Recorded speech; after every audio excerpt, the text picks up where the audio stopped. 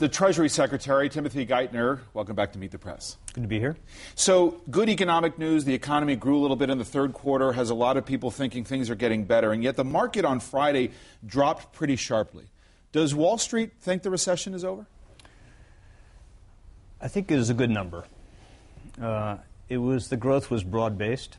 It was investment, exports, consumption, housing for the first time. And it shows that, just 5 months after the president came into office, we got growth restarted. But it's just the beginning, and we got a ways to go. Unemployment's high and still rising. This is a very tough economy still for huge numbers of Americans and businesses. So we got a ways to go, David. Do you think the recession is over? That's the judgment economists will make, and they won't know until years from now. But the real test of recovery will be when we have unemployment coming down, people back to work, businesses confident to invest again. What do people have to be braced for, despite this news? Well, again, I think it's good news, and it shows that when you act with force, you can stabilize a crisis like this and start to repair the damage and bring things back. But this is going to be a different recovery than the past because Americans are going to have to save more. A lot of damage was caused by this crisis. It's going to take some time for us to grow out of this. Could be a little choppy, could be uneven, and it's going to take a while. But I think, again, this is encouraging signs. Difficult days still ahead? Well, again, I think for large numbers of Americans and businesses, small businesses in particular, it's a tough economy. So more difficulty before it gets better? Well, it's getting better, and it's going to get better gradually, and we're going to make sure we keep at it until we have an economy that's growing again, led by the private sector, of course, right. Ultimately. What the government did was to step in and make sure we were providing the tax cuts and investments necessary to arrest the crisis, get credit markets starting to open up again, and we did that. That plan worked, but we've got a ways to go before. But that's a big question, whether or not, yes, you have growth for the first time in 4 quarters, but is any of this growth sustainable without government intervention? It will be. It will be. But what the government has to do in a crisis is to provide a bridge until the economy can repair itself and businesses are confident enough to start to invest again. And again, you're starting to see it again.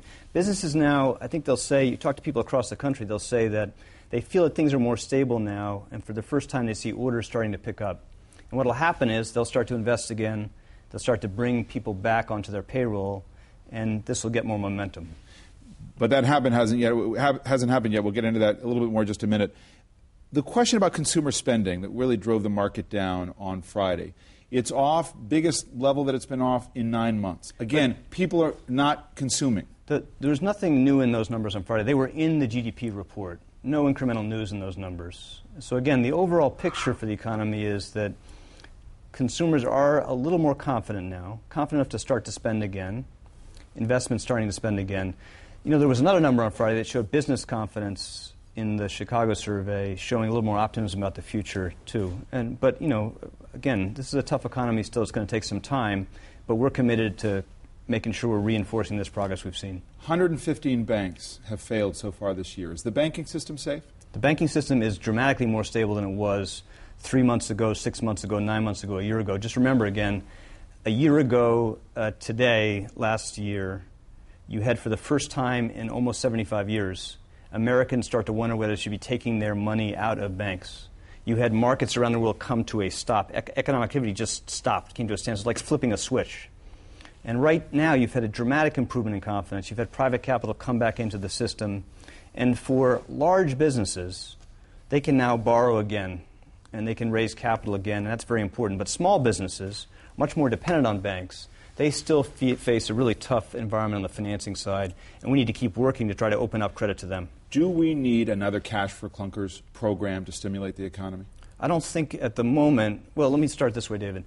About half of the money in the Recovery Act, tax cuts and investments, are still ahead of us. So there's a lot of force still moving its way through the system now, and you're going to see that continue to provide support for the economy going forward. Could you have had more impact if more of that money were paid out? You still have about $500 billion of the stimulus that has not been paid out yet. How long will it take to get paid out? Actually, again, it was designed to pay out over 2 years because we knew it was going to take a long time to repair the damage we started with earlier this year. So it was designed to pay out over this period of time, and I think it's actually delivering better results sooner than we would have expected. I think we're seeing better outcomes in the financial sector and the economy than many of us would have thought when we sat there with the president in Chicago at the end of last year. Well, but that's not exactly true because the president's team said you'd keep unemployment to 8% if you didn't have the stimulus. No, you're right that unemployment is worse than almost everybody expected. But growth is back a little more quickly, a little stronger than people thought, and growth is a necessary condition. With growth, jobs will come, but growth has to come first. But just look at the financial sector. You've had banks repaying money with interest. Taxpayers are getting substantial earnings on this big investment in the financial system, and that's delivering good returns for the American taxpayer.